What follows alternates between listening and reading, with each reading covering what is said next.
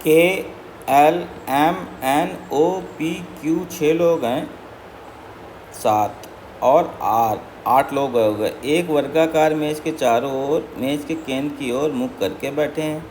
वर्गाकार मेज है, उसके चारों ओर बैठे हैं, तो 8 लोग बैठे हैं। उनमें से कुछ उस कोनों में बैठे हैं, जबकि कुछ भुजाओं के ठीक बीच में बैठे हैं। तो कुछ कोनों में बैठे हैं, 4 लोग कोने में बैठ जाएंगे, और कुछ भुजाओं के बीच में, तो 8 जगह ये बन गई, 8 सीटें रखी हैं। अब दे रखा है क्या, आर क्यू के दाएं से दूसरे स्थान पर बैठा है। तो आर क्यू के दाएं से तो हम कुछ निष्कर्ष नहीं निकाल सकते। आगे देखते हैं, पहले कुछ निष्कर्ष वाला, पहले कोने में या कहीं बिठाना पड़ेगा। क्यू किसी एक कोने पर बैठा है, तो क्यू को एक कोने में बिठा देते हैं। तो क्यू को मान लो इस कोने में बिठा दिया। अब देखते हैं क्यू कोने में बैठा है, तो आर क्या था, आर क्यू के दाएं से दूसरे स्थान पर बैठा है, ठीक है ना। तो क्यू का दायां, जब क्यू इधर बैठा है तो क्यू का इधर से क्यू का दायां इधर होगा और बायां इधर होगा। तो क्यू के दाएं से दूसरे स्थान पे बैठा है, तो 1 2, तो आर यहाँ पे बैठ गया, ये भी एक कोने में आ गया। अब क्या कह रहा है, ओ क्यू और आर का निकटतम पड़ोसी है।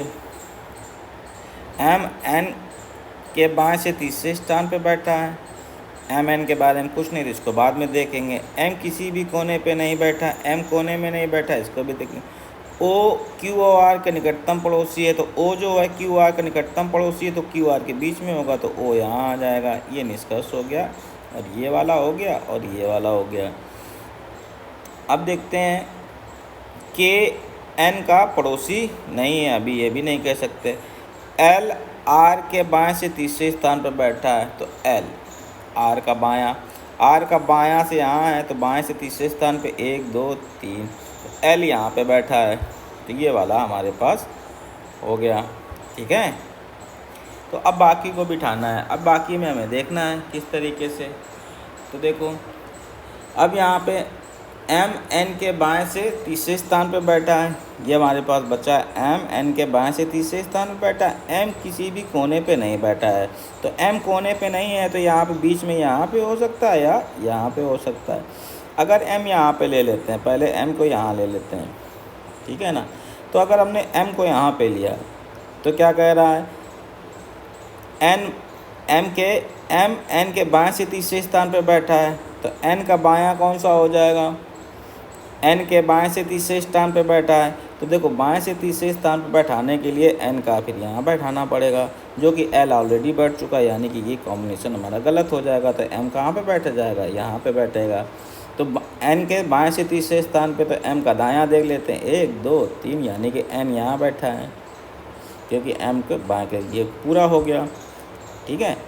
अब बचा क्या, अब बचा के मामले में और पी के मामले में मामला बचा हुआ है। तो उसको देखने के लिए यहाँ पे बिठाते हैं। तो यहाँ पे हमारे पास क्या है, एल आर के यहाँ बचे कौन से, पी बचा है और क्यू बचा है, ठीक है ना। तो पी हमारे पास स्टेटमेंट कहाँ पे दिया हुआ है, पी के बारे में अगर देखें, एन किसी भी कोने पे नहीं बैठा है, ये हो गया।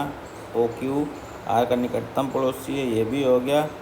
के एन का पड़ोसी नहीं है, ये आ गया। के एन का पड़ोसी नहीं है, तो के एन का पड़ोसी नहीं, तो के यहाँ आ जाएगा, बच्चा पी यहाँ आ जाएगा, तो ये हमारा कंप्लीट हो जाएगा, ठीक है। अब पूछा के दाएं से गिनने पर, के का दायां यहाँ पे होगा, जिस तरीके से बैठे हैं, और के का बायां यहाँ होगा।